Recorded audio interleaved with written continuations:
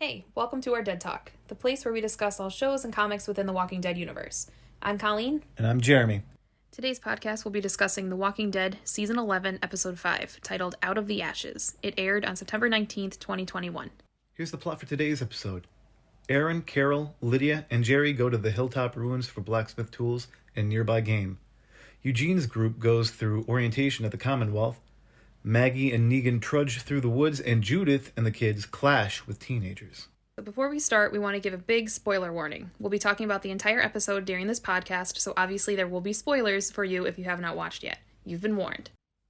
So this episode starts off with Aaron running in the woods with Gracie, and then all of a sudden, the wolves are back.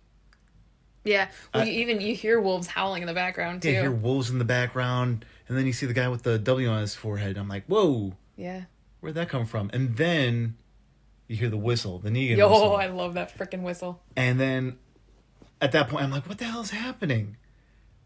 And I'm like, oh, it's a dream. Yeah. And at first it started off so nice with those, like, a really nice shot of the full moon. And then, you just hear them, Aaron and Gracie, talking. And it seems like they're having a nice nighttime stroll through the woods. Which, I don't know, I guess it would be kind of stupid if you didn't have to be out in the woods at that time of night. Like, you shouldn't be out there.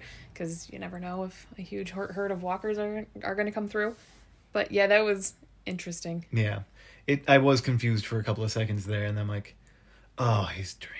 That was a big dream. Yeah. He is going through some stuff this episode. Mm-hmm. Yeah, he's kind of...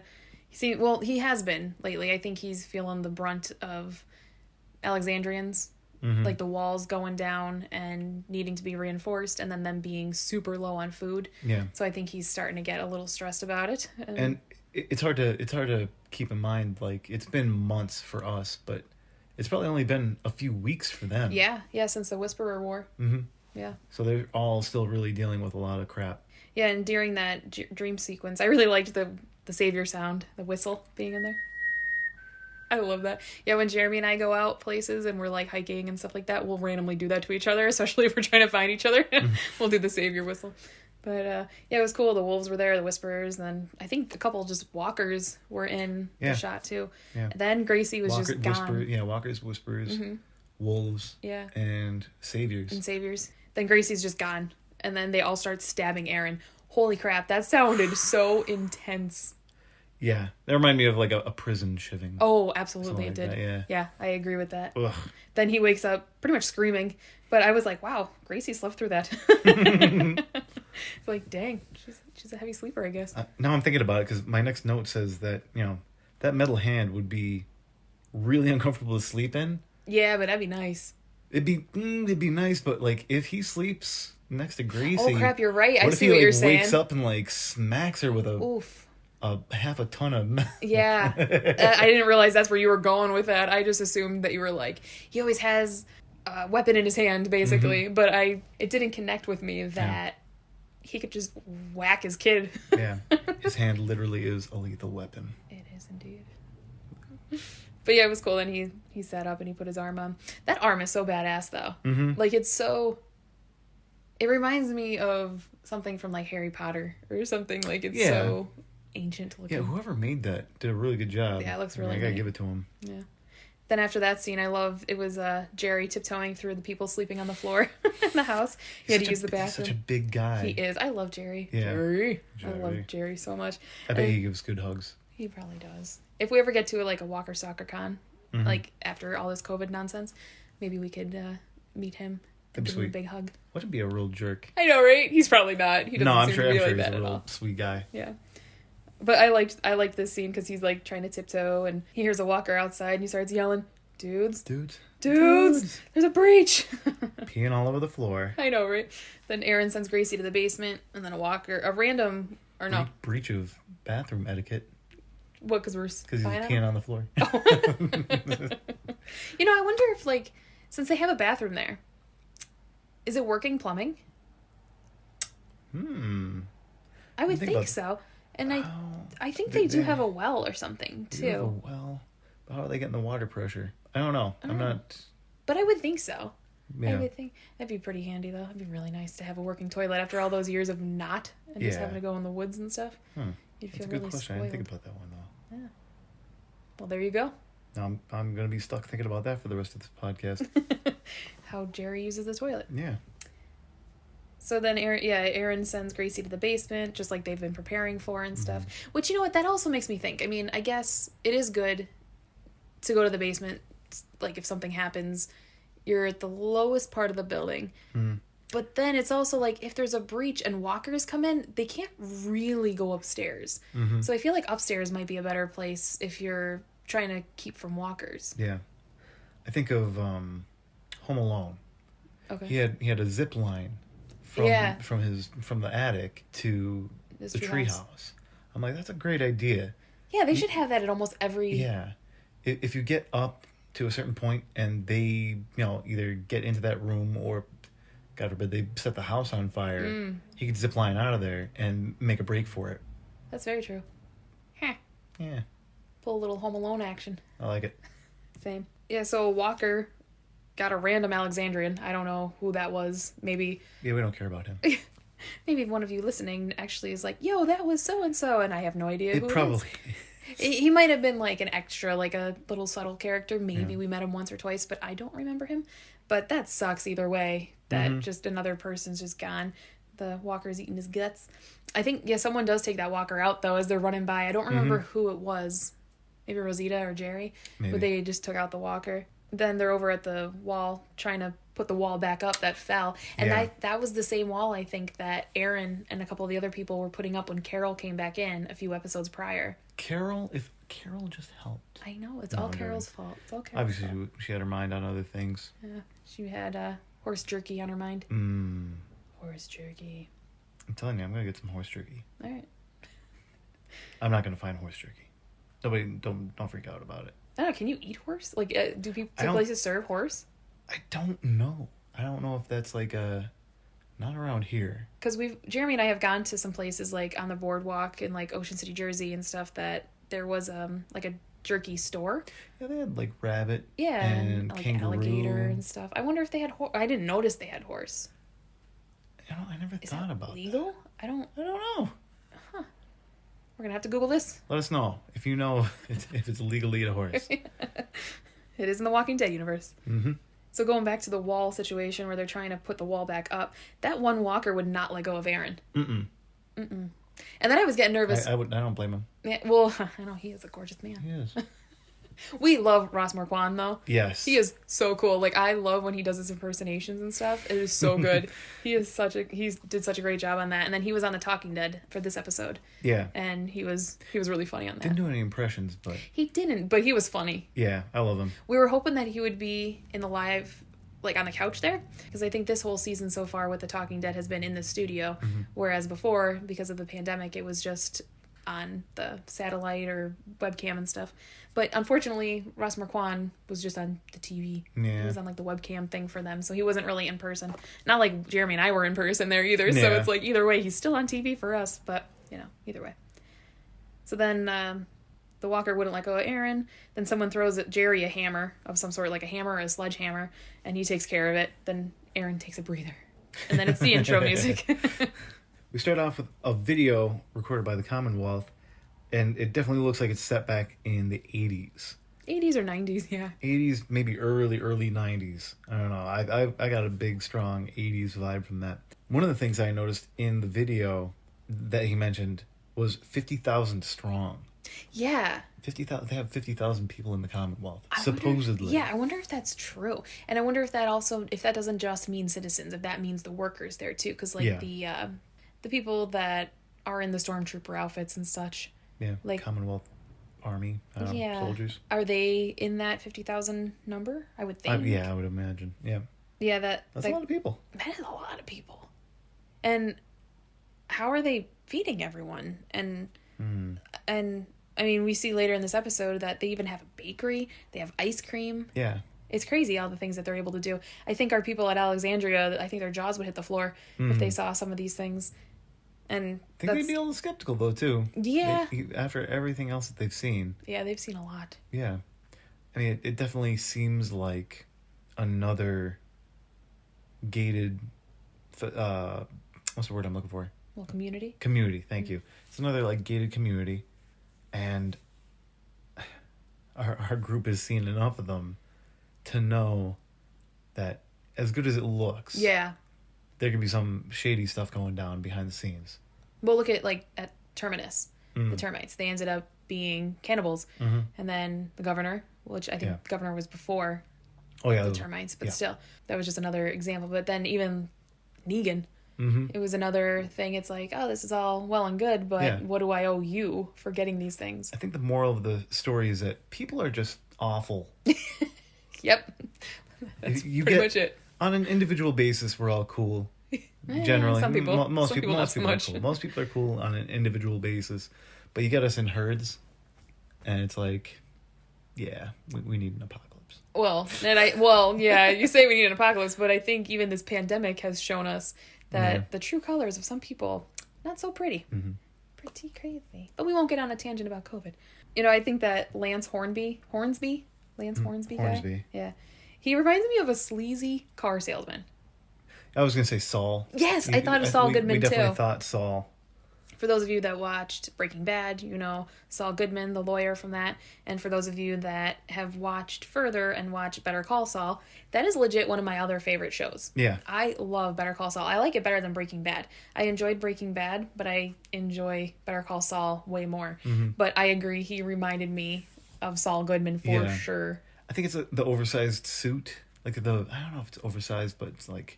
It's not super fitting. I was going to say, I'm like, his suit doesn't look that oversized, but I can see what you mean. Something about it. I think like the mixed matched color kind of scheme going on, which looks good, but at the same time, it's not like as classy as a normal suit might be. Yeah, nice and polished. Yeah. So yeah, I think used car salesman works for that. Yeah.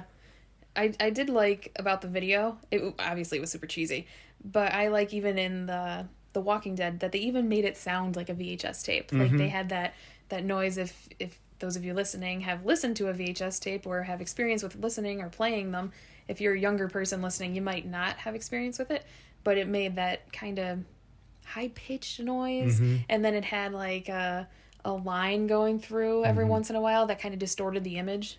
So I liked that they stayed pretty true to VHS. Yes. In that video, there's mention of that Pamela Milton being the mayor. Mm-hmm. So I'm hoping we find out more about that person. Yeah. You know, one of the things I was thinking of, too, it probably is no relation at all, because especially its last name, Pamela Milton. But Milton was the first name, I think it was the first name, of the governor's scientist that was doing all the experiments on some of the walkers and everything, and he was so oblivious to the outside world. He wound up being a good guy, though. He did, yeah. He definitely took one for the team at the end of that one, which we'll get into that when we do our podcast for those episodes.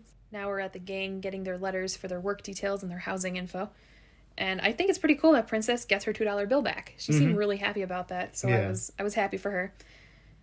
It's pretty interesting that Ezekiel got an animal control job. Yeah. I wonder what kind of animals he's going to be taking care of.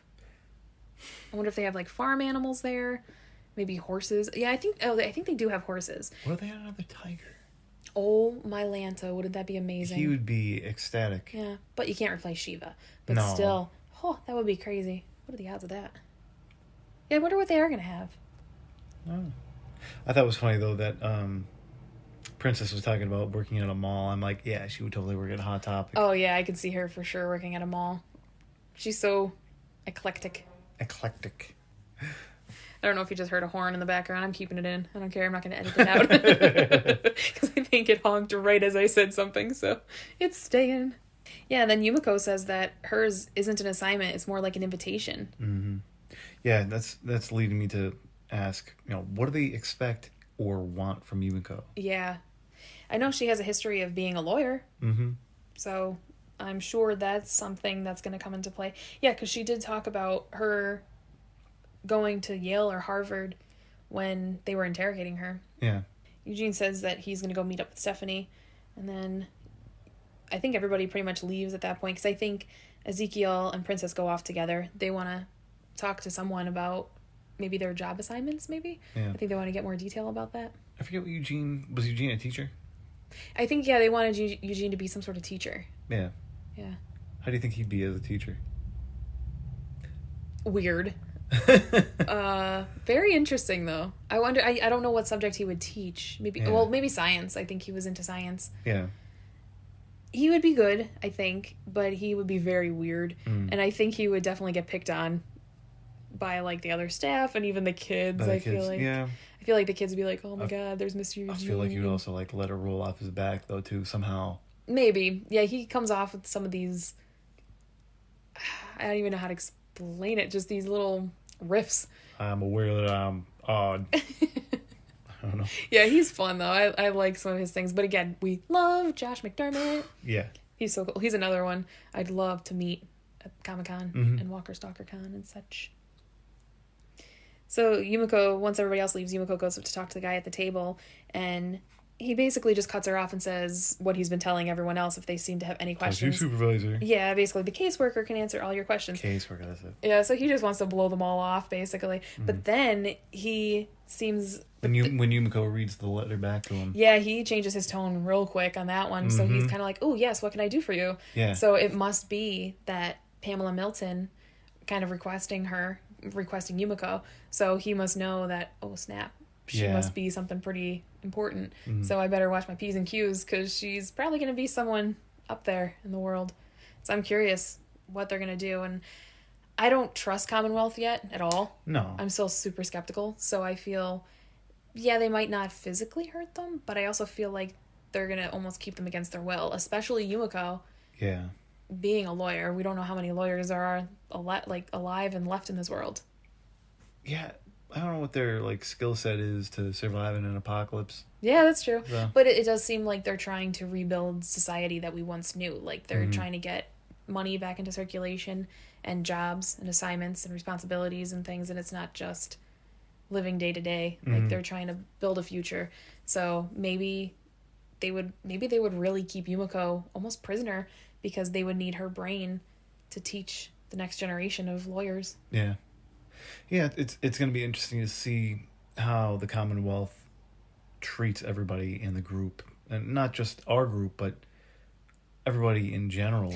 How they're going to be the hierarchy of everything, and how are they going to be essentially slaves in this place? Like, do they have free will? I mean, they seem a lot of the people there seem happy so far, but you never know. It could just be a front too. Yeah, I'm waiting to find that one guy who's rebelling against the Commonwealth, run through the streets, and our group is going to see him get captured, and he's going to get dragged off, and we're going to be like, well, what was that all about? Yeah. You know? Well, it's kind of like when Eugene was like, maybe we'll stay, when they were still, before they got processed. Yeah. He's like, maybe we'll stay, and then that other guy started freaking out, and Eugene's like, okay, we gotta go. Yeah. Now back at Alexandria, there's a short scene with Aaron talking to the rest of the group. He's saying that he wants to go back to Hilltop to get some of the blacksmithing tools to try and repair the wall. Yep. And there's talk of them wanting to get more food while they're out, trying to find that. And I think they probably mentioned there being crops still left at Hilltop and whatnot. Yeah. I guess they're getting sick of the horse jerky. Well, I think they're getting low on it. So it's not even that they're sick of it. I think they're getting pretty low. Yeah. And Rosita actually mentions if we can't make getting more food work, we need to explore other options. What do you think that means? When you say it like that now, I'm thinking cannibalism, but Jesus. I don't think they're ever going to resort to that. I don't think they would ever. Other options, I would think leaving Alexandria. I think that was mentioned in this short scene because I think Aaron was kind of I think he ended up saying, no, we can't leave. This is our home. This is where we are, basically. And I do see his point because especially if they have that many people, why would you leave that if you can repair the walls and everything? It does seem though that they've scavenged in a lot of the area around Alexandria for years now, so I'm sure things are getting pretty low. I also feel like maybe they can start working on growing some crops a little bit better. Fun fact, you can eat a pine tree. Most pine trees, not all pine trees, but you could eat everything on a pine tree. That's cool. Yeah. I'm surprised Carol hasn't started making something because she makes some crazy concoctions the acorn cookies and stuff she made one of the seasons ago. Yeah, that was quite a while ago now. Yeah, because it was when they were in Alexandria. Oh yeah, that was when that was during Savior time.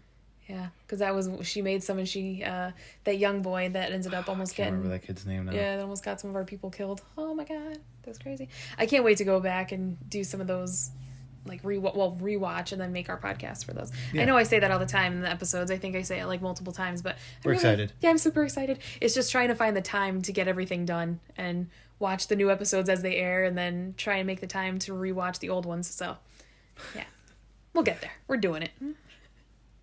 So, yeah, I mean, my thought, going back to Rosita's saying about needing to explore other options, I wonder if they're also thinking, yeah, like you said, kind of leaving Alexandria, but I also wonder if they mean, are they going to have to get more people trained to go out to look for food? Because it can't always be the main people going out, because they themselves will need food and more of it to keep themselves sustainable, to keep going out further and further, because they're going to have to keep going out further and further. So I think we need more people to step up and learn how to do things. Man, I feel like, even though it's a large group, quote unquote large group, I feel like they're still small enough that they should be able to forage around. I don't know. Yeah. I feel like there has to be enough food. Yeah, unless we're just not seeing, and of course it's a story, so we maybe aren't seeing. We love the struggle. Yeah, I feel like there are ways. Maybe they're just not educating people enough. Maybe they're just the usual, I can take care of this myself, I'll do this for everyone, when they, like our main people, they're all so independent that they just want to take on the brunt of the responsibility for everyone. And it's kind of one of those where it's like, if you can teach a man to fish, he'll eat for a lifetime. But if you just fish for him or give a man a fish, he'll have one meal. It's give a man a fish, feed him for a day, teach a man how to fish, feed him for a lifetime. Let's just go to Long John Silver's. There you go. They have Long John Silver's in the apocalypse. Oh man, tell me that wouldn't be amazing after this whole apocalypse to go to a Long John Silver's. Yeah, it would be interesting to ask. Hush puppies. Hush puppies. It would be interesting to ask, like, obviously if the characters were real, it would be interesting to ask them, like, what would be your main meal that you would want to have if you could just boop, you're back to normal life and everything that was once available in your life before the fall is there. What would you have? Yeah. That would be pretty interesting. What do you think yours would be? I mean, I love chicken wings. Yeah. So chicken wings are good. Maybe some chicken wings. Like pizza? Something about like mac and cheese is talking to me right now. I could go for like a big bowl of mac and cheese. But you know what? Like, not to sound super greedy, but I think, honestly, just a Thanksgiving meal. Yeah. Because it would cover a lot of different parts of a food thing. Yeah. And I love green bean casserole. Oh, so good. And cranberry sauce. So I'd probably just cheat and say Thanksgiving meal, even though that's like multi-meals in one. But that's what I'm going with. Now we're over with Maggie and Negan. They're fighting walkers in the woods. Negan seems to think it's just the two of them in the woods, and like no one else is gonna meet up with them from the Reaper fight that happened a few episodes ago, because they just left Alden at that church. It was a good scare. Maggie scared us and Negan. Oh, with a throwing knife. Holy mackerel. Yeah, because Negan's basically saying that the only way that this is going to work, Maggie, is if we trust each other. Yeah. And she doesn't seem too keen on that idea, which I don't blame her, but she doesn't seem to really want to trust Negan. And then Negan's basically, why haven't you put me down yet? Then she whines back. Yeah. Like, really? This is it? That was it? Yeah, that was she's Negan. just going to stab him through the head with a knife. Just dart it at him. Yeet! Yeah. But then he even was super shocked. He's like, shit! Yeah. And then he ducks down. She should have been like, do you have your shitting pants on? Oh my god, that would have been amazing. Especially if Gabe were there. Shit your pants. Oh yeah. Well, because didn't Negan say that to Gabe too? When they were stuck in the train car together at one point, because they were infiltrating the Savior compound, one of the compounds, with walkers, and they were trying to drive Negan out. Yes, I know what you're talking about. Yeah, Gabe kind of took sanctuary in a train car. Yeah. And Negan happened to go in the same bloody train car, and they closed it, and then, or maybe Negan was in there first, and then I think Gabe Negan was came in there first, and then Gabe was in there, and there was some time going on, and then you hear Negan in the background. Oh, yeah. Hope you have your shitting pants on. Ooh, I just got chills. Oof. God, I love Negan. Freaking hate him, but I love him.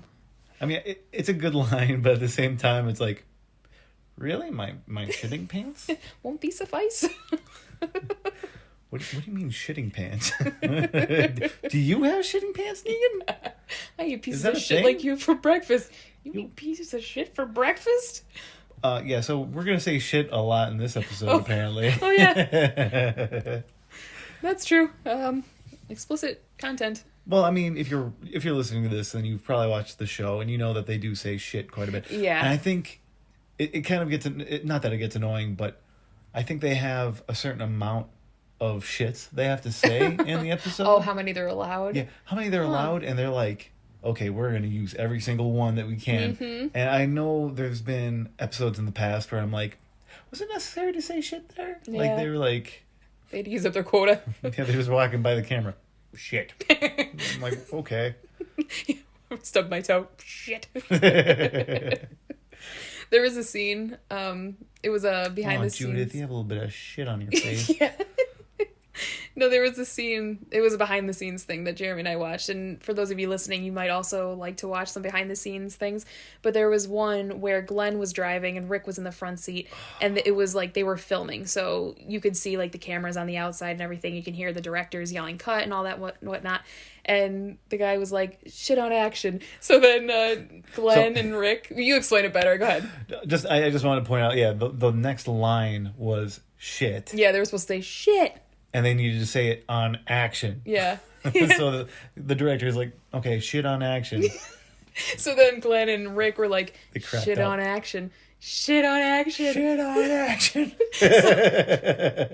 Jeremy and I quote that all the time now. Like, if one of us, for some reason, says the word shit, we're just like, shit. Shit on action. I might have to have a counter for how many times we literally have said shit in the past, 5 minutes. A lot. We'll find out. We'll find out and let you know. Yeah, we'll have to find out. Shit. Yeah, so that was a pretty interesting scene with Maggie throwing the dagger, and then Negan jumps down. Negan crouches down, and she took the walker out behind him. That was a bit of a, what are you doing? And then she says she asks herself that question every day for... Why she hasn't wasted... Yeah, yep. He was shocked that she saved him, though. Yeah. And then they wander off. One thing I want to add before we go on to the next scene, but it just blows my mind how well everybody in the apocalypse can throw a knife. Yeah. No matter what range or distance. I mean, look at Daryl killing those zombies a couple episodes ago in that army hangar or whatever. Base. Where they got the MREs. Yeah, he's 50 yards away from these walkers, and he's just like, yeah. 2 in a row. Doesn't matter the wind. Nope. Doesn't matter how dark it is. If it's raining. Then Maggie just whips a some sort of dagger. Yeah. Bowie knife at a walker. I don't know. It just jumps out at me. I mean, I know they're all hardened walker killers here, but.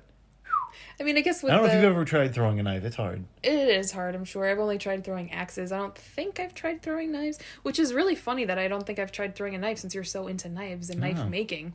I'm surprised. What the hell is wrong with me? Why haven't we done that? I'm going to get some knives. There we go. We're going to have to do it. Yeah. The next scene, you hear us. Dunk, dunk, yeah. hitting them. Hilltop's looking rough. Oh, yeah. It is completely destroyed. Yeah. That sucks. A lot of walkers that were friends. Yep. A lot of burnt walkers. A lot of burnt walkers. Do you remember Troy? I can't quite remember Troy. But they mentioned either. Troy. And he's on the ground, and he's a walker, and he's pinned. Yep. He's pinned under something. Yeah. And you could tell that he obviously meant something, because, I mean, they didn't completely obliterate his face. They made him recognizable. Yeah. Oh, to the audience. I understand. I thought you meant, them taking the walkers out. They didn't completely destroy his face, but I see what you mean. Mm-hmm. That the art department and stuff didn't overwork him. That sucks though. That has to be really hard to know all these people. Yeah, I know. They're not just dead. Yeah. They're dead and now they're a monster, essentially. Know. Yeah. And you know that they wouldn't want to be that way. Yeah. That's kind of why the way I see it in this world, if for example, the Agatha thing a couple episodes ago, when she got bit and then more walkers came on her. If you have the shot to take her out through the head, just do it. Like, it's like a mercy kill at that point. So I would hope that people would do that if they were in that situation. Yeah, I was glad to see that they were using spears. Yes. That's one of the things I talk about a lot. I know Michonne has her sword, and God, I love that katana. Oh man, there were a lot of memorable weapons that a lot of the characters had in the past. The red machete. The red machete. Sorry, I sing a lot sometimes when I answer things or talk. Like Linda. Asperger's. Love spears. I think spears are the perfect weapon for the zombie apocalypse. I'm just saying it right now. You got distance, right? You have distance between you and the walker. Yep. Like way more. I mean, obviously guns are great, but they're loud. Yeah. Spear, you got the distance. And then you could also, like, trip them if you want. Yeah. You can pole vault with them, possibly. if they're long enough. If need be. Right? You can just watch your groin on the spear end. You can climb up into a tree and stab multiple walkers in the head from a distance. Or you can use the non-pokey side to help somebody up. If you want. Well, I mean, look at Morgan with his would be a staff. Yeah. He uses that for so many things. Yeah. Well, you know what? It just dawned on me now, and I know we'll get to this when we do our rewatch. When Shane and Otis, I think, went to that school, and they were in the gymnasium, and they ended up having to stand up on those bleachers, and they were pretty much cornered. Like, they had no way down. Yeah. A spear would have been ideal for them, because they could have just waited until the walkers came over and just spear them, and then they would have started piling up, but it would have taken a while, but you could get down at some point. Yeah. And that was one of the other things, too. If you had a spear with the spearhead having a bit of a hook on one end, you could use that as a grappling hook. Yeah, absolutely. Like, you could. You, like, hang down from the window or whatever. Hey, we need to make bug out bags. We need to get spears. We need to get this going. You never know. But yeah, they're taking out other people. They're using the spears, which we are both very fond of. You want me to go back on spears? I'll start talking about the spears again. I love spears. Well, no, I'm saying you are very fond Britney of Spears. them. I love Britney Spears. But I'm very happy that they are using spears now, and so is Jeremy. He has said his love for spears.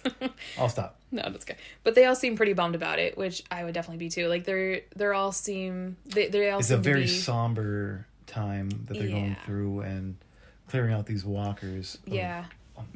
Mostly friends that they knew. Yeah, they definitely seem to be getting pretty bummed about it. And they all just seem to be getting pretty worn down in general, especially Aaron. He's going through some stuff this episode, which I really want to get into at some point we're already into it, but I want to get further into it at another point. Yeah.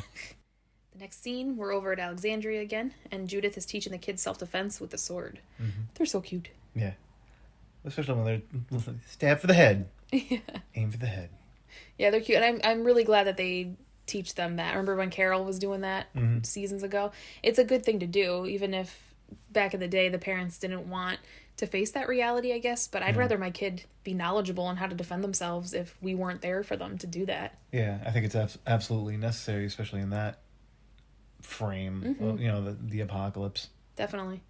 Yeah, because you wonder how many kids that are there don't have parents anymore. Yeah. I mean, they're small. They don't have a lot of body weight going behind them. I think too logically about. Like, I know. Okay, they're very small. Yeah, but look at Herschel. He got up into that tree a couple episodes. Like, it was earlier in this season. He climbed up into that tree. Oh, yeah. So if they're tiny enough, that's one thing. They should teach them how to climb trees. Yeah. And how to hide. They need to learn how to use camouflage. That's true, too. Yeah, that would be helpful, too. Mm-hmm. We're going to start an academy. Yeah, I think An we apocalypse will. academy. Well, we already have the zombie outbreak response team on the back of our car. Yeah. During their class of learning how to defend themselves, Gracie notices some teenagers messing with the walker at the fence, and then it catches Judith's attention too. So she looks over and yells to them that you shouldn't be doing that. Then that freaking douche of a kid pushes her.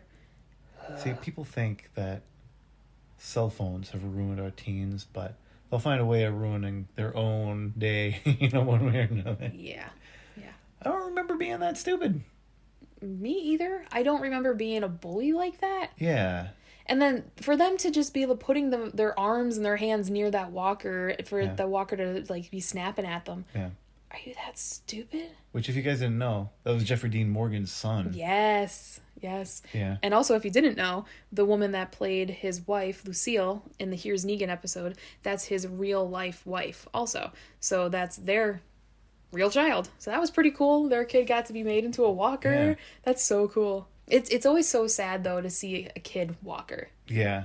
Yeah, it definitely hits differently. Yeah. It's very similar to one of the first zombies we see holding the bunny rabbit and the slippers. Rick. Oh, my Lanta. It's one of my favorite walkers. Yeah. So good. Classic. But that kid pushes Judith and says, you talk too much. No wonder your mom abandoned you.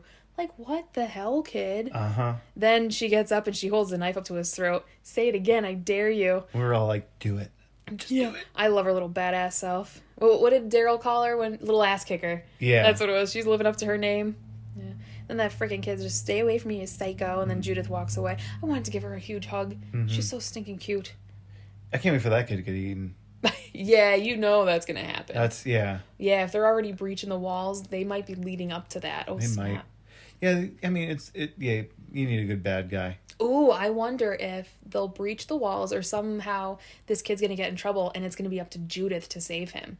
And I wonder if he's going to look at her like, come on, you're going to save me, right? Yeah. Oh, yeah.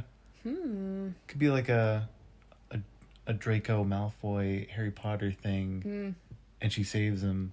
If we die for him, Harry, I'll kill you. Yeah. We have a lot of fandom references going on in our podcast, Sorry, apparently. But then Judith walks away from that, and I wonder what she's thinking about. And I think she's thinking about, is Michonne gone? Yeah. But I wonder... she's definitely thinking about her family. Yeah, like I wonder what she thinks of Michonne being gone. Yeah. Because obviously we see in this episode she starts to kind of unravel a little bit. Mm-hmm. Yeah, I would imagine she's got to be feeling pretty alone. Yeah. Sad. Now we're back over to Negan and Maggie. They're looking and they find the neighborhood. And there was a really cool drone shot they used for this one, though, too. Yeah. They don't really use too many drone shots. But every once in a while they do. But it seems like lately they've been getting more experimental. I feel like drones are getting a lot more popular, and they're getting shots that, only used to be available with a helicopter. Yeah. And was expensive to do. Yeah. Now it's so affordable. I mean, we don't know the production cost and whatnot of TV. We've never been on a set like that before, but we can imagine it's a heck of a savings compared to what it used to be to now. And the drones they have on the market nowadays, the quality of the images are amazing too. Like you can get some 4K footage. Yeah. And they're pretty amazing.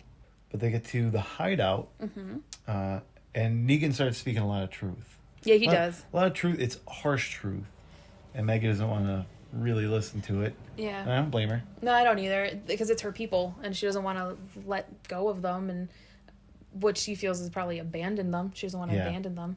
But Negan is very a man of facts. Yeah. And he looks at things more realistically. He tries to take his emotion out of it. Yeah. Yeah, I think he always did, too.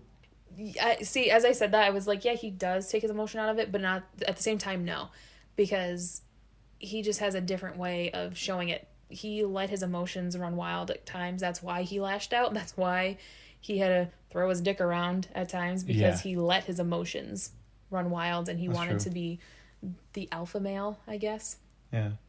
But either way, whichever way you dice it, he is still more factual. He doesn't think with his emotions as much as Maggie does, I guess. Yeah.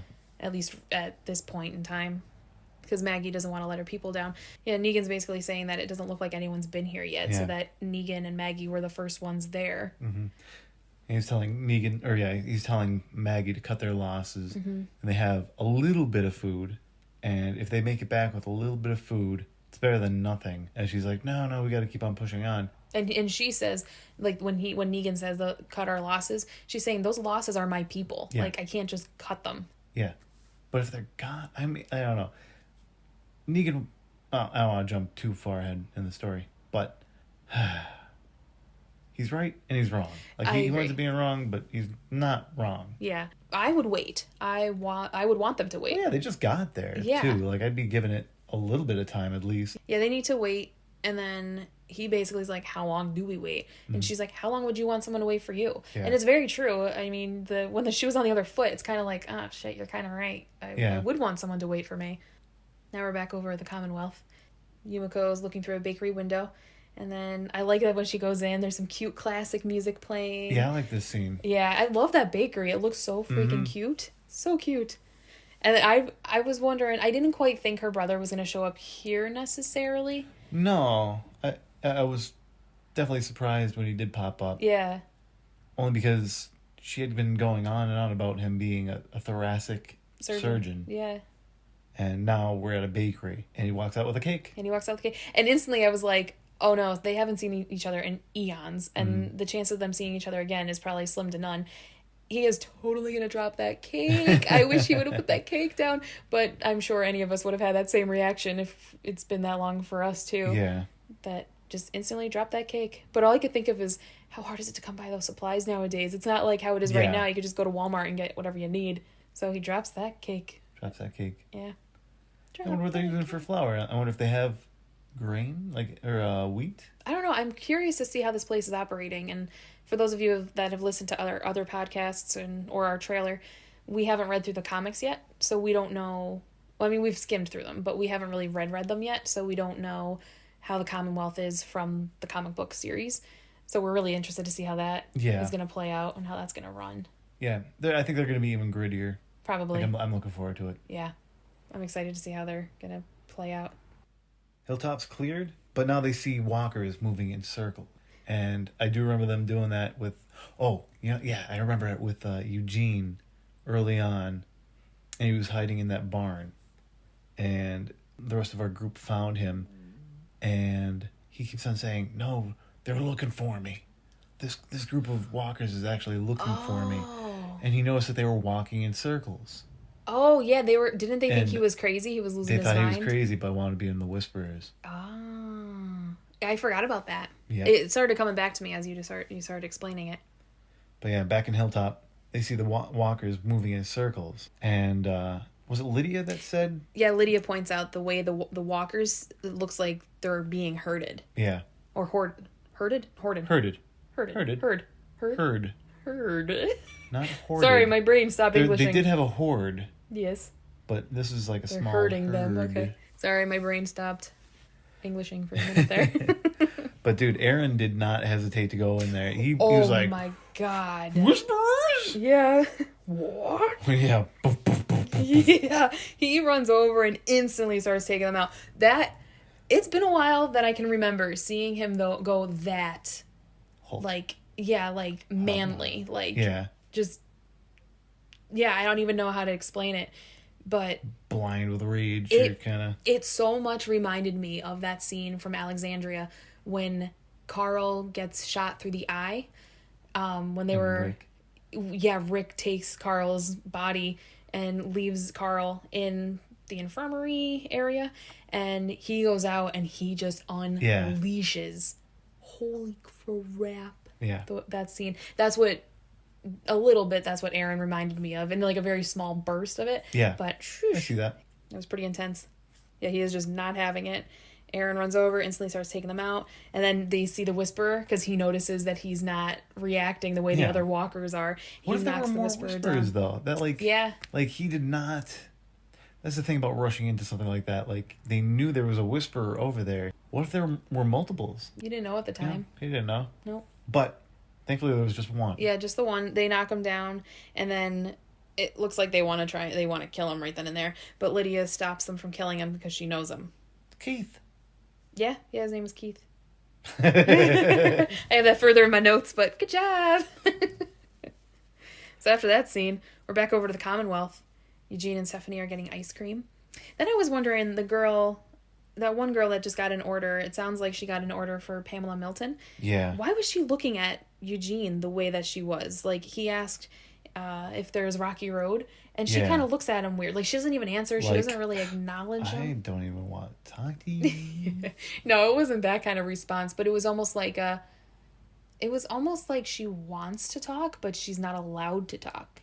She's not. Yeah, maybe she's like, there's only so much Rocky Road. I need to save it for Pamela. I can't tell them that there's Rocky Road. Yes.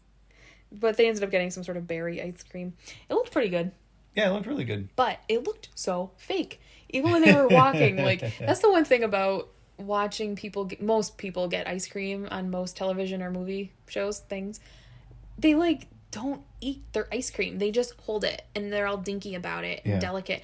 And we'd be, like, annihilating our ice cream. But if you don't, I mean, think about how hot it is on the boardwalk and we get ice cream. They just hand it to us, and then it starts seeping down our hands. Yeah. So it's like, you gotta eat that shit. What are you doing?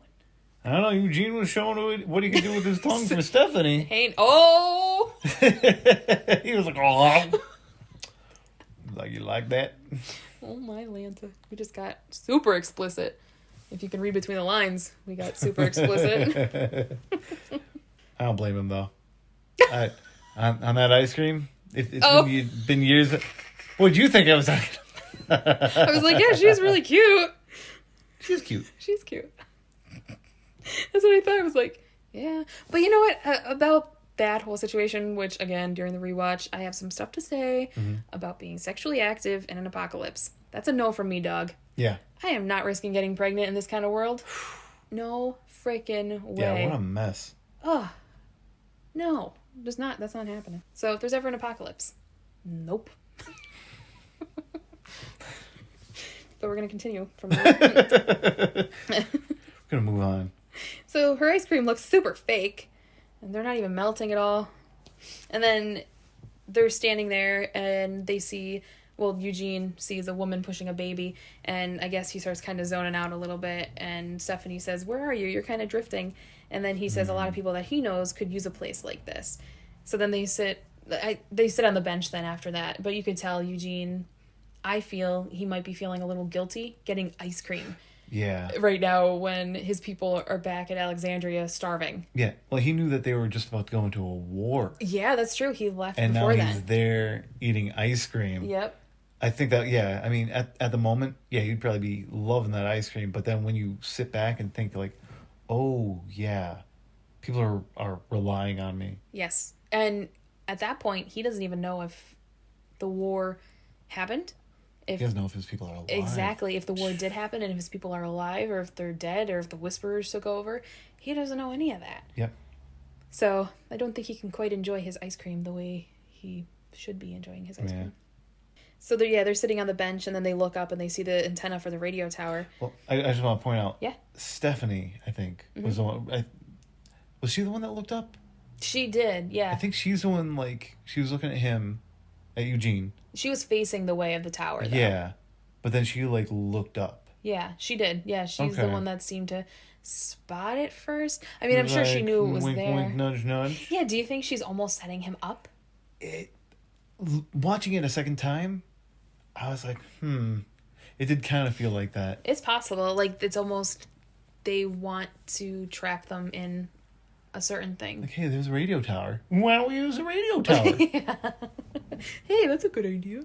Steph suggests using the radio, but it'd be without permission because it would take a couple weeks to actually get permission. Mm-hmm. And they're like, the Alexandrians do not have weeks to get the permission to use the radio. And then Ezekiel and Princess join them, and they say it'll be about 5 weeks until they can talk to the boss. So I don't know if they mean the boss, that Pamela Milton girl, but geez Louise, 5 weeks? Yeah. And I think even Princess makes this remark, 5 weeks is a long time in this world. What did they say? Might as well be a year? Yeah, I think you're right. I think they did say that. Mm-hmm. So then they kind of get up, and Eugene hands Princess the ice cream. Yeah. And she's like, ooh. She seems happy. Then Mercer's creeping around, and he must think that they're up to something. Unless, like you said. Unless it was a setup. And he's waiting for the plan to fall into place. Yeah. Should we talk about the little spoiler article we read online about Stephanie? We could. Yeah, I think we could. We could. I don't even remember what scene they're talking about, but there's a scene. Well, it's not even so much a scene. It was or no. Yeah, what was it? It was in an article online where they talk about like who the director was for the episode, who the writer was, what the cast was, like their names and stuff. And they have the picture of the character, and then they have the character's name, and then probably they have the actor's name under that too. The one picture they had of Stephanie, the one that Eugene just got ice cream with, it said, was it Decoy Stephanie? Decoy Stephanie, yeah. So it's almost like they are setting them up. Unless they're setting us up. They might be giving us a red herring. Hey, you never know, honestly, because they might be throwing some stuff out just to kind of throw us off their scent of different things. Yeah. I don't know. It's possible. But Mercer does seem to think they're up to something, whether he was strategically planned there because he and Stephanie kind of were in cahoots and were like, hey, this is going to go down. Mercer, why don't you be here for this? Now we're back over to Judith, and the kids are running down the stairs. She goes inside their house, and she sees the kids. And she sees her handprints with Carl on the ground, and it's broken. That was a big one. That was... I don't know whether it was the teenagers who did it. Yeah, like the ones that were picking on her outside. But I would be livid. I'd be so freaking mad. Yo, I can't imagine how pissed I'd be if something like... If somebody broke that, especially on purpose. Oh, God, If it were an accident and one of the other kids, like, accidentally knocked it off, that's one thing. Yes. But that looked like it was knocked down and then stomped on. Yep. Yeah, because then she was like, who did this? Who broke our handprints? And she said, was it you? And she walked over to that jerk, and he said, no. And she said, don't lie. And I think he said back to her something like, you gonna put that knife on me again? I said I didn't do it. Freaking jerk. Yeah, I don't know. I might believe him. I feel like, I don't know. I mean, maybe. I don't want to just accuse the kid, but it seems a little, as the kids say, sus. Yeah. Seems a little suspicious that they just had that scene outside and he pushed her and made her feel really bad. And then now the next thing is her handprints with Carl are broken now. Well, I hope we do find out who did it. I hope so. And it was sweet, though, that Gracie, RJ, and Herschel come back into the room and they offer to help put it back together. That was sweet. They seem like really sweet kids. Yeah, they're the good kids. And then she goes and she sits outside and she's crying, and then Rosita sees her and she comes up and she kind of says that Rosita remembers when they made that, and that Judith was so tiny and she was so small. Because she was probably only like 3 or 4, maybe. Yeah, maybe about 3 or 4. Maybe a little bit older than that. But she was really young when her and Carl did that. But man, Rosita has gotten a lot softer. Yeah, she has. Like, she was always so hardcore. Yeah. You know, badass. What are some words? Just like a little soldier. Yeah. Yeah. Yeah. But yeah, this scene really shows a big soft side. Well, I wonder if it, too... She's dealt with a lot of loss in her life, and we find out in this scene, the loss that she's experienced before the apocalypse. But then even during the apocalypse, she's lost a lot of people. She was really close with Abraham, and she lost him. And then there was that bit of a thing when Abraham was kind of losing interest in Rosita and kind of went over to Sasha. So she had some heartbreak with that. Yeah, which, I love you. But how do you lose interest in Rosita? Dude, she's fucking gorgeous. She's beautiful. Yeah, sorry, I just dropped the F-bomb. Yeah. She's beautiful. Yeah. She was a badass. I mean, Abraham was a fool. Yeah, I mean, Sasha's gorgeous too. Yeah. But yeah, Rosita is awesome. But, yeah, I know, like, I don't know. I know. Yeah. I know. I feel bad. I always felt bad. And I think about was it Rosita that made the necklace of the broken tail light for Abraham? Yeah. And then she saw Sasha wearing it. Yeah. Oh, dude, your heart would just break. I can't even imagine. That freaking sucks. But I like this little heart-to-heart that Judith and Rosita had. And Judith was basically asking her, like, everyone's all gone. Does it ever get easier, kind of thing? And Rosita's basically saying she misses them all. And I think she basically said it doesn't really get easier. Yeah. But you kind of just learn to live with it a little bit better. And I like that I like that Rosita tells Judith the story about her and her mom and being on their own and stuff like that. And that it seems as though Rick and Carl taught Judith the same thing, that they can be on their own, and kind of gave them the skills to be on their own in the world. Right. And I think it's cute that now Rosita said that she's really good with glue and she's going to help Judith fix that piece. That was cute. And Rosita's conversation with Judith, to me, it's very similar to the set that they had with Carl and Rick at the barn at Herschel's property, about losing people and growing up and just kind of going through... No more kid stuff. Yeah, just growing up, unfortunately. Yeah. Fortunately and unfortunately. Yeah. Because it's a good thing to get the privilege to grow up and not have your life taken from you at a young age or whatever, but it's also a crappy thing because sometimes when you adult, it's just like, gosh darn, I want to be a kid again. Oh man, even now, Looking back at it, I wish I could be a kid. Me too.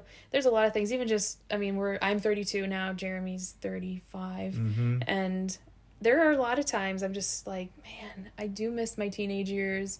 I miss being a kid. I especially miss my teenage years because I just miss just the carefreeness and just hanging out with friends all the time and having time to do stuff. You're old enough to have enough freedom to do most of the things that you want. Yeah. But not so young that you're...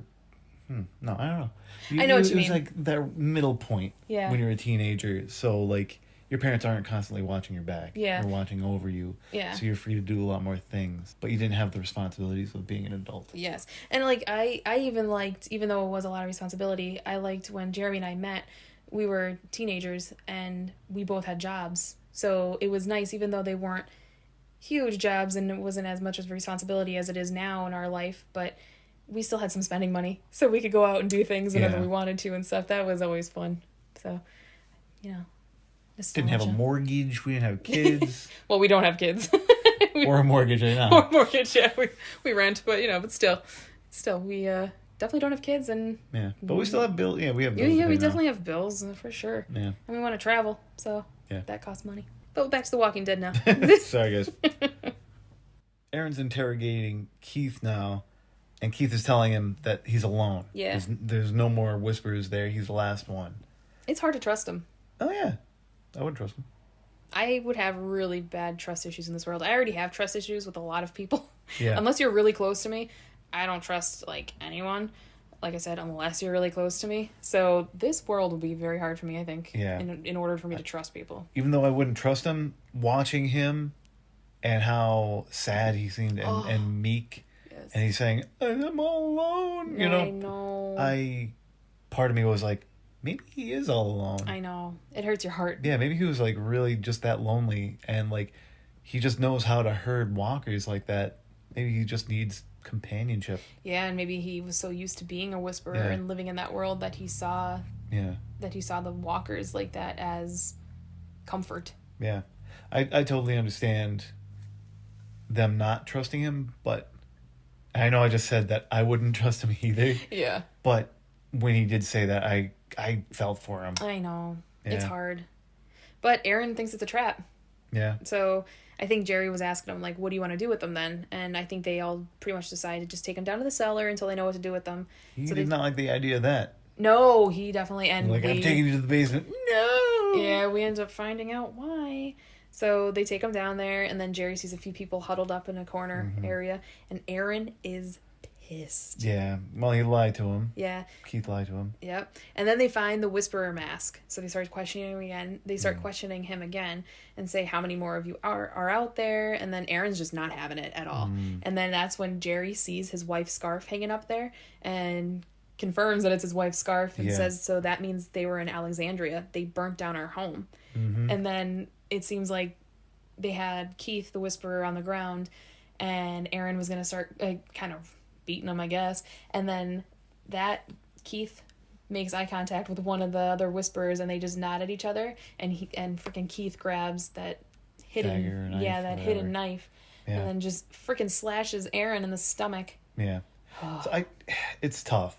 It's a tough situation because I kind of don't blame either of them. I don't blame Aaron because the Whisperers destroyed everything that they had. Yep. The Keith and the survivors were literally just trying to survive. Alpha was their ruler, and they were all like under her, dominion, her rule. Yep. So it sucks. It's kind of like not to bring Nazis into it, but I feel like the Nazis kind of had similar. They had to get drafted. Some Nazis might not have wanted to be in that war. They didn't believe in the fight that they were drafted into, but they had to. They had to do it. Yeah, it's a messed up situation with this, and those Whisperers escape, but they still keep Keith, and that's when Aaron gets like super pissed, and he's like, "My turn." Whew. Yeah. That was another time I got a wicked nerd boner, because it was like, yo, he is pissed. It's funny, Rosita and Aaron have kind of switched. Aaron started off super soft, and really friendly. Yeah. And now he's like hardcore. And then Rosita started off hardcore. Yeah. Now she's so soft. Well, I think that might be because they both became parents, but they're at different levels of parenthood at the moment. Like, Rosita became a little bit softer when she had Coco, because, I mean, she's a mother now, but she's still a hard ass, and she's still willing to lay her life down for her baby, for sure. Like, there's no doubt in my mind about that. But I think Aaron right now, he's so frustrated and so terrified that his daughter is going to go starving that he's, like, in complete beast mode right now. Yeah, and he blames, obviously, the Whispers for that. Yeah, because he basically says that they destroyed everything that they had and everything they built. Yeah. So after that scene with Aaron saying he's super pissed, we're back over at the Commonwealth, and they're in some sort of train station, and you see Steph and Eugene walk in. Yeah. Then Princess and Ezekiel wander in, and their eyes are kind of scanning the area around them. This definitely reminded me of like an Ocean's 11 type of heist sort of thing going on. I think I've only seen one of those from that series. Remember. Yeah, they had all the lookouts, and they were all being very shady. And even Eugene, I think, tipped his hat kind of towards somebody who was walking past him to kind of like cover his face. Huh. Eugene and Stephanie go upstairs. Then we're back over to Yumiko and her brother. They're catching up outside, sitting at a really nice table. It just looks like a really nice day. And just, gosh, I can't even imagine how much catch-up you have to do in that kind of world, and never thinking you're going to see that person again, or a person that you knew in your prior life. Yeah. Scenes like that are such a juxtaposition from the usual Walking Dead fare. You know, it's always like dark and dreary. Out in the woods. I'm thinking of like Daryl covered in dirt and mud. He never smiles. I don't know. He rarely smiles. Probably, yeah. It's Daryl. But just how like gritty and like miserable everybody always is. And now they're eating in a beautiful sunny place, and they're smiling and they're talking. Yeah, they're like la la la. La la la. Yeah, so it sounds as though Tommy, Yumiko's brother, fled Chicago at the beginning of the fall. And then I was like, so he's basically been here almost this whole time. Because that's even what Yumiko says a couple beats later. And she says that he's been at that place almost since the beginning of the fall. Like, he kind of made his way down that way. He got rides from people, I think, and just kind of walked that way. And he kind of got lucky and found that place.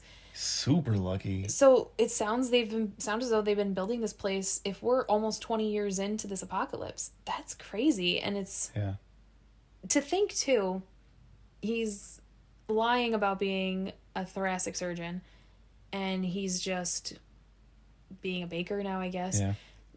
Even to think of him practicing again, though, 20 years is a long freaking time. Like, he probably forgot a lot of the things. He probably doesn't have the muscle memory like he used to. So possible. He would have to really brush up on some things, unless maybe he loves it or loved it so much that he just, after a couple lessons, he would probably regain all his knowledge again. But it doesn't sound like he wants that life again. No.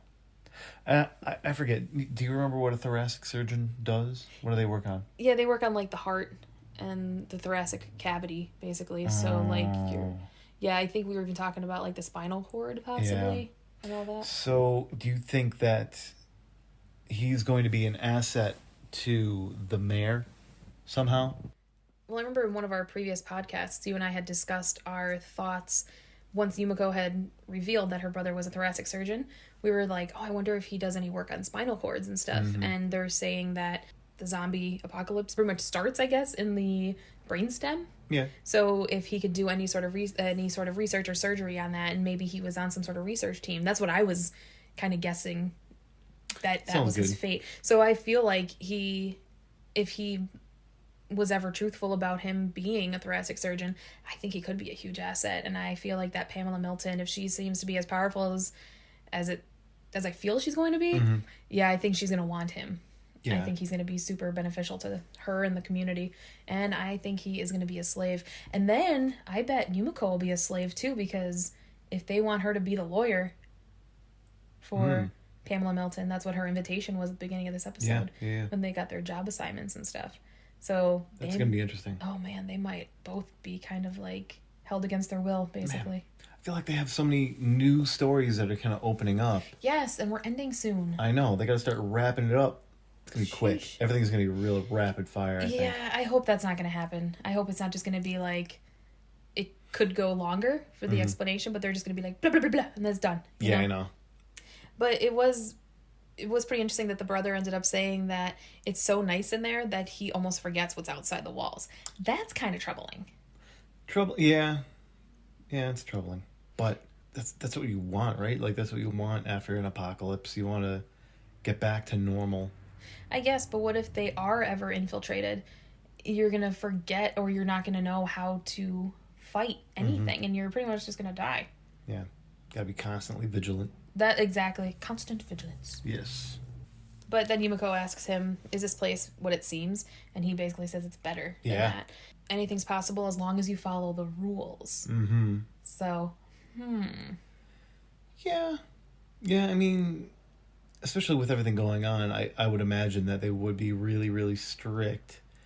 I know there's going to be a dark side to this place, but realistically, seeing everything that we've seen, it looks to be legit. They're really strict with our people, and we know our people, but they don't know them. Yeah. And they're being really strict with, letting them in and whatnot. They don't know who they are or what they're capable of. So I would imagine that they would be really strict with letting people in. But they didn't torture them. They fed them. They even gave them medicine and things like that while they're interrogating them. I don't know. But then it comes to question, what about those people that when Yumiko, Princess, Ezekiel, and Eugene were held captive in that gated area, those people were freaking out unless they are actors, like you said, just to get them riled up. I don't know yet. I don't have enough knowledge about the Commonwealth to know if I would trust them or not. Yeah. So it's hard to say. Then we find out that Mercer has beautiful eyelashes. Yes, he does. The face that he makes when she makes that comment. Michael James Shaw. Freaking love him too. So far, yeah, I'm a little bummed that we didn't get to meet him in earlier seasons. Yeah, me too. He seems like a really good actor. I don't know how he is as a person, but no idea. From what I've seen, he seems pretty cool. He was on The Talking Dead. He seemed cool. But I like his character so far. Yeah. A hard ass, but you see a little glimpse here and there. At least from Princess. Princess gets him a little bit. Mm-hmm. I like that she also says, like, oh, they must have a gym in here, because she's complimenting his physique. What'd she say? Your body is perfecto. Which is Spanish for perfecto. I had no idea. But she does thank him for getting the $2 bill back. Mm-hmm. And there was, like, some sort of connection there. Yeah, he definitely... I don't know if he got flustered, but he seemed... a little childlike. Yeah. Like, no, I just want to get you $2 back. And then he said, princess. And Princess, I was like, yeah. oh, he said that in a way like, ooh, I'm going to rip your clothes off pretty soon. Like, dang. I'm just saying. I mean, I already said that our sex life would end if there were ever an apocalypse, but that doesn't mean their sex life has to end. And then we could be like Eugene and be creepers and watch. Yeah. No, not really. That was a little weird. I'm so sorry. But going back to the eyelash comment, I loved the look on his face. He was like, oh my God. Yeah, I have this emoji in my... Just a straight mouth stare. Thank you. Yeah. I don't think you knew how to take that one. Yeah. Oh, man, though. But she doesn't get to distract him too long. So a couple more scenes we'll be seeing that. Now we're back over at Aaron. He's still interrogating the Whisperer. And then the Whisperer, he is feeling it. Yeah, again, like, I understand that he's trying to protect his people. Yeah. And I understand Aaron not trusting him, and rightfully so for this instance. But, man, I feel bad for Keith. I do too. He seems so meek. Yeah, he does. And then he was kind of crying, saying that he was right about you people. You think that you're better than the dead. They're at least honest. Your friends are better off. And that seems to piss Aaron off more, basically saying that your friends are better off just being dead. Yeah, exactly. And then that's when Aaron lets the walker just bite him. And then Aaron says, the clock's ticking now. Do you feel better off? You can cut your hand off before the infection spreads and you can turn. The guy is crying hardcore at that point. I feel pretty bad, but Aaron's still going. Then at that point, Carol definitely has had enough and she shoots the arrow and gets the walker through the head. Carol and Aaron have a bit of a tiff. And Aaron's basically just laying it out and saying that he's basically blaming the Whisperers for where they currently are. Well, yeah. That they're starving and that their walls are down, and it's because of the Whisperers, and it is. So I kind of don't blame Aaron for wanting to take it out on any of the Whisperers that are there. Mm-hmm. It would be really hard to trust any of them. Yeah, I don't...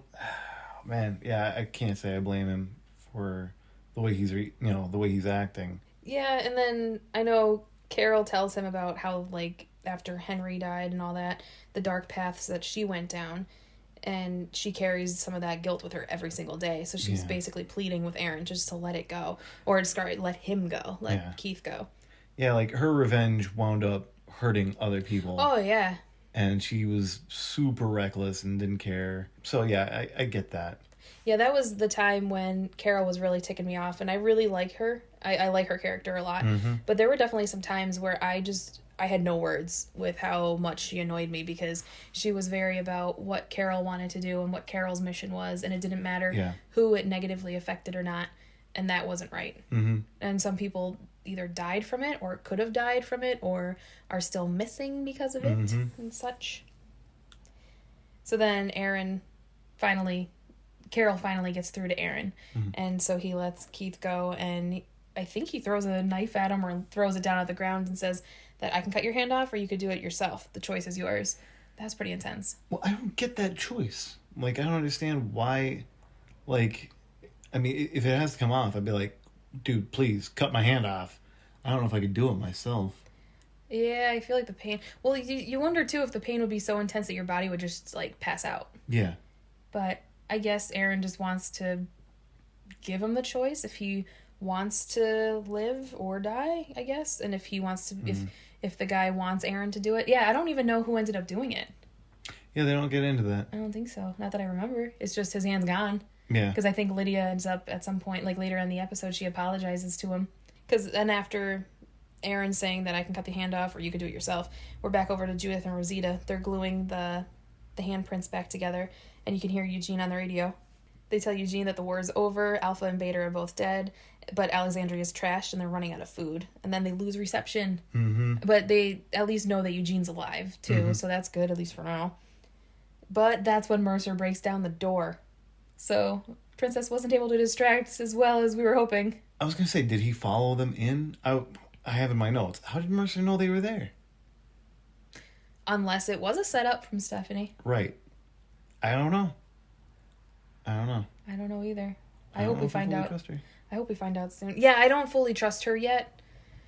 Even them sitting on the bench, I was like, I don't know. I don't want to say I didn't quite have the thought, was that whole thing a setup? Because I already was kind of like, when they first introduced Stephanie, and a couple episodes before this one, in the train car, I was like, is this a setup? I don't trust new people. I'm like the typical Walking Dead viewer.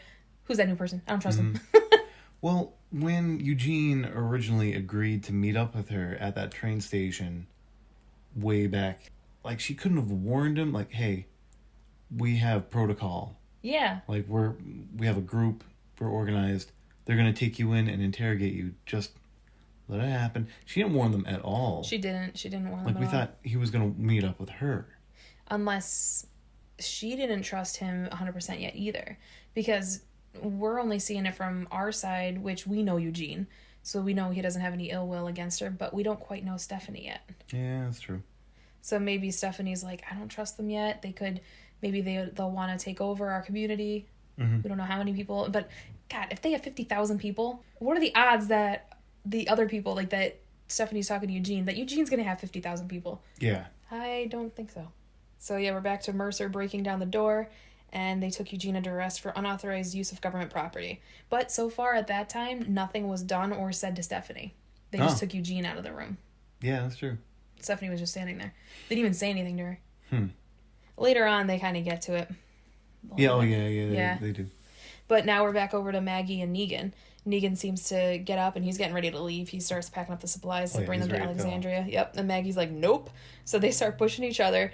And then, okay, so Jeremy and I have already discussed this in episodes prior. Mm-hmm. And we know some people have also said these remarks online, but then there's a lot of people that are totally disgusted by it. Yeah. Go ahead. Well, we are wondering, and we, especially during this scene, we felt some Sexual tension. Yeah, we felt some tension there. I couldn't even say it's sexual tension necessarily, but that scene felt like the next part would be them on each other. Angry, like, I hate you so much, I just want to... I don't know, it was like...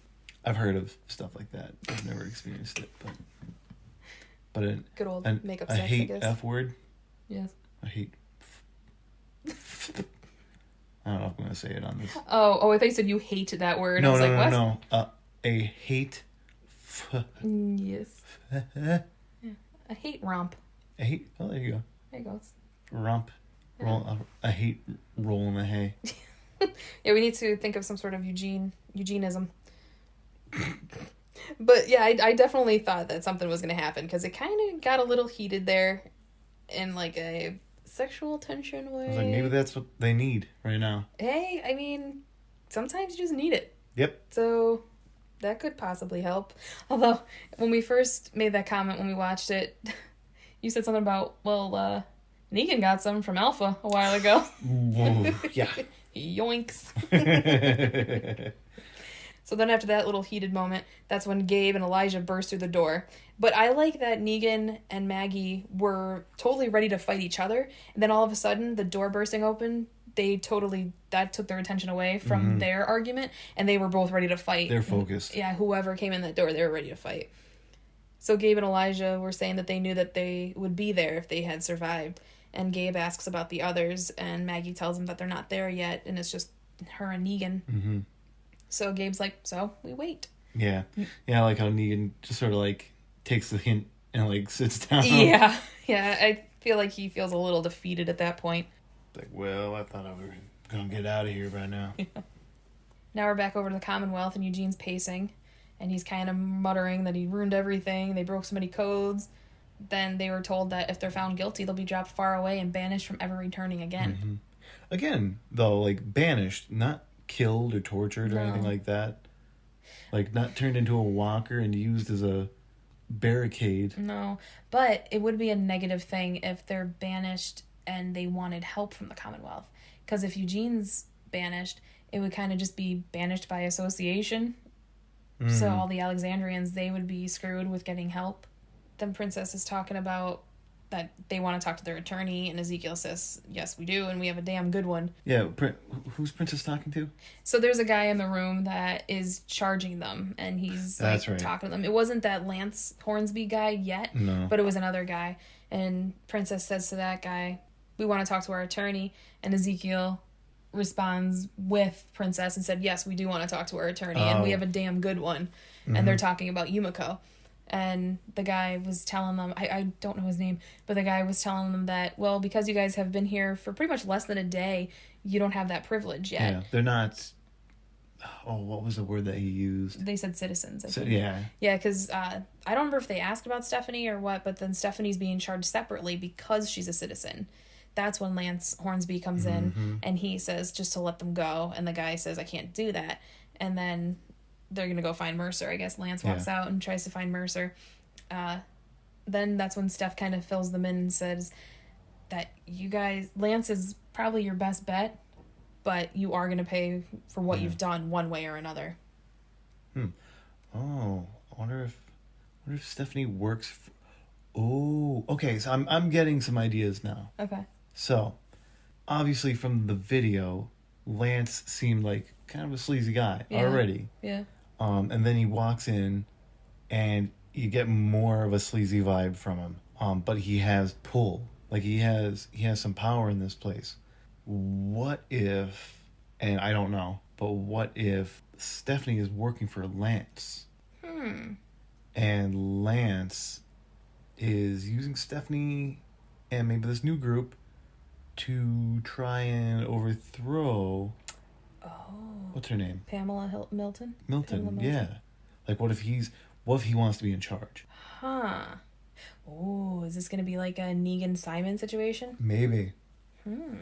Gears are working now. Oh, yeah. Now we're back over to Hilltop. Lydia and the Whisperer are sitting there and they're talking, and that's when Lydia apologizes for treating him that way and him losing his hand. Yeah. Carol... go ahead. No, go ahead. I was just going to say, is this the point? I like how he says, the Whisperer, yeah, Keith admits that Alpha would have done worse to him. Oh, yeah. That's true. That's very true. Man, she was nuts. Yeah. Well, she liked to slit a lot of throats. She did. Yeah, she slit quite a few throats that we would witness. But that's when Carol gave them mushrooms for himself and the others. And Lydia says, "Don't ever look back." What are our thoughts on that? What do you think? Don't ever look back. Don't look back at that life, I would think. Don't at the Whisperer life? Yeah. That's kind of how I took it. Yeah, I feel like if they were to show up, they might be accepted. I mean, it took a lot for them to accept Lydia into the group. So, I don't know. I just, don't look back, because he seemed so lost. He did. Keith seemed very lost, so I think she's trying to encourage him, never look back. It's only going to hurt you. I could see that, but at the same time, that was a really smart idea, to use the walker masks and everything and just to walk amongst the herd. So that could be a good survival technique, and it's almost technically like what Michonne did when she had the two walkers on the chains. Yeah, camouflage. Exactly. And it's what our other people have done occasionally with wiping walker guts all over themselves. But the Keith. Oh, yeah, he said he has a line, it's something like, you think we haven't changed? Or I believe it was something along those lines. You don't think we've changed. It was something along those lines. I can't remember exactly what he said. But then he tells them about Connie. Yes. He's like, we saw that girl that was left in the cave walking around. That was a good scene. Yeah, it was. They are all shocked, and they're so happy about it. And they start discussing it, and they're like, what do you think about that? Like, I wonder if they're thinking, do you think it could be a fake thing or what?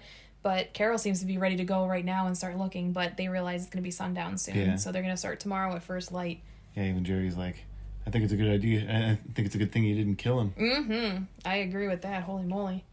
Then they pull away in their carriage, and the Whisperers go to the guy. And that was almost kind of freaky, too, because at first when out of nowhere. Right? Even, were they there the whole time? I guess so. And then when I saw them walk in, I kind of got a little freaked out for a second, because I'm like, oh my god, is that guy going to get eaten? Then I realized it was Whisperers. We have AMC Plus, so we get to watch the little tidbits at the end and stuff. I don't know if the portion with Angela Kang, if they're on the regular Walking Dead episode that airs on regular AMC, but it got me thinking about Gracie and Aaron. Do you think Gracie knows that she was the daughter of a savior and not Aaron's biological daughter? I don't know. I don't know either. She seems cool about it, if she does know. Yeah. I guess growing up in this world, you kind of realize that people do get killed here and there, and maybe you're not going to be as ticked, even though it was her parents, possibly. Because we don't even know if her parents were still alive. Yeah. Because we don't really know. Rick took down some of the guys that were in that room with Gracie, but we don't know if they were her father or not. I don't remember. Yeah, I don't remember either. I don't know if they ever explicitly said that. Yeah. So we'll have to pay more attention when we get to that part where we meet Gracie for the first time as a baby in the crib. Yeah. Again, there's so many little stories and whatnot that they could wrap up, that I want to know more about, but I don't know if they're going to have time to wrap all this up, because I think it'd be an interesting conversation if Aaron had that conversation with Gracie. Yeah. That she came from another settlement that they wiped out, and she was a baby, and he decided to raise her. I wonder how she would take it. And at this point, she knows who Negan is. She at least knows she knows him to see him. I wonder if she knows how evil Negan was. Yeah. Because we don't even know, does Judith even really know how evil Negan was? Or did they kind of keep that from the kids? I don't know. I know Judith was talking to him a lot. When he was in jail. Yeah, they became really close, too. And then he saved her that one time. Yeah, and that winter storm that came through. So what do you think about how dark Aaron got in this episode? Loved it. Yeah, I thought that was really cool. A little reckless, though. It's not like him. A little bit. It was a little reckless, but I think he's so desperate right now. Yeah. And he's so concerned about Gracie starving and his other people starving. And Alexandria is just beat right now. And I think he's just as beat. Yeah, I could see that. So that kind of answers my next question of, did you think that Aaron went too far in interrogating the Whisperer? No. I don't think so. I don't think so either, but maybe a little too far with the walker biting him. Yeah. Because now he just lost a limb. Yeah, he just lost a limb, but you're trying to get information out of a guy. Anything, it's all fair game at that point, really. I guess so. Like when you're trying to protect the ones you love, I don't know. I don't like the idea of torture. I would never want to be tortured. I don't want to torture anybody. No. But I think in terms of saving others, then everything is, applicable. Anything is possible. I would do anything to get the information I need. Yeah, sometimes for the greater good. Nah. Harry Potter, the greater good. What are your thoughts on Carol stepping in? It was good. It was good. It was good. Yeah. Yeah. I feel like there's always got to be that person on the other side that is going to be the voice of reason. And Carol had just recently gone through a whole big thing like Aaron. So, yeah, it was good. What do you think? I thought it was good because we don't want Aaron to get that dark where he kind of can't come back from that. Yeah. I can see him going through the funk right now. Going through the funk. And I agree with it, and I feel like I would be in a similar position if I were in his shoes.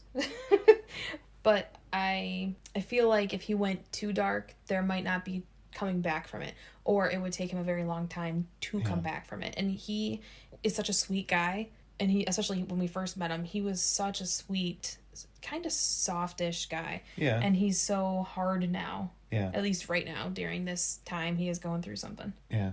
I just wanted to say that the difference, though, is that he's risking this Keith guy's life. Yeah. Right? He's torturing him, and he's trying to get information out of him. But Carol was, like, just recklessly going out and risking other people. You're right. Like, her own people's life. You're right.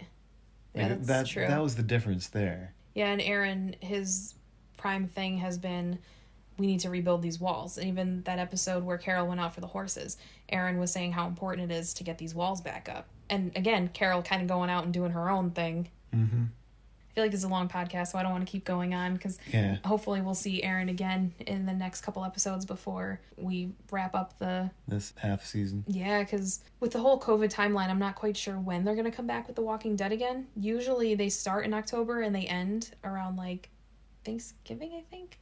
And then they start back up usually in February. But now with them premiering in August and then wrapping up in October, I don't know when they're going to premiere again with the next part of it. So hopefully we'll find out some stuff about Aaron before they wrap it up in about, like, 3 or 4 more episodes. Yeah. There's a lot of story to get through. Yeah, a lot of little stories, like side stories I want to know about.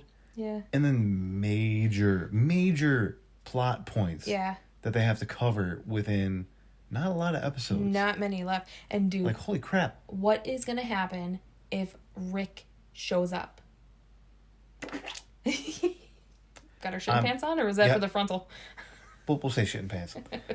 But, yeah, I miss Rick. Dude, me too. I miss him so freaking much. He was such a great character. And how are they going to end it? Like, I think a couple podcasts ago, Jeremy had mentioned that he heard from someone at work, I think, that they might not be making the Rick Grimes movie. Yeah, I gotta look into that one. Yeah, I was going to say, we still haven't looked into that. I hope it's true that they are going to make it. I feel like it needs a story, because there's so many unanswered questions. How are they going to end the whole series and not touch on that? Yeah. Yeah, he was such a major point, and, like, there's such a big cliffhanger because we know he's still alive. Yeah, he wasn't dead. Yeah, they definitely didn't show him die. No. Unless he died in the helicopter. We don't know. Oy. But that'd be awful. Like, why show him going off in the helicopter if they were just going to kill him? Yeah, well, I was going to say, he couldn't have died in the helicopter, like, if you meant a helicopter crash, but if he just, like, coded or whatever, like, just died that way. But, because we saw, is it Jadis? Jadis, yeah. We saw her in one of the upcoming previews for the other spin-offs. One of the spin-offs, but I think it's a prequel. Oh, shit. I think it was a prequel. I think that's before she became the trash lord. No, it wasn't. Or crap, was it? It might be. Because she had an even shorter haircut, remember? No. Oh, no. What? Huh. You thinking that maybe it was a prequel? Maybe. Well, I mean, I know it is because it's, well... We know nothing. My brain. It's late. It is getting late. We're doing getting this tired. we're doing this podcast pretty late. But I don't know. I have a lot of thoughts going on right now, but I don't want to just do my rambling because it's already going to be a long podcast, and I don't want whoever's listening to get completely bored. Yeah. Unless you like it. So hey, maybe Yeah, one of these days we'll just ramble. Hopefully you guys do. And we're not definitely annoying ramble you. a lot. We don't know much. We're not that smart. But we enjoy making these podcasts for you guys. Yeah, and for ourselves. And for ourselves, yeah, we do it for ourselves too. Yeah, it's fun. It's been fun. We have to figure out how to juggle our day-to-day life and podcasting because we are finding it's kind of difficult sometimes to squeeze it in. Yeah, and we want to make sure that we're being consistent with it. So Yeah. That's a big thing. We'll get better. Yeah. But I think that's going to finally wrap up this episode. We've been... Finally. Sorry, guys. This might be a bit of a longer one. I don't know. Once I edit it, I don't know how long it's actually going to be. Probably longer than the other ones we've posted. Mm-hmm. But hey, if you've listened this far, thank you. Thank you very much. And we hope you're enjoying it. Thanks for tuning in to this week's episode of Dead Talk as we discuss The Walking Dead Season 11, Episode 5, titled Out of the Ashes. Tune into our next podcast when we discuss The Walking Dead Season 11, Episode 6, titled On the Inside. We hope you'll tune in. Yes. All right. Bye, guys. Bye.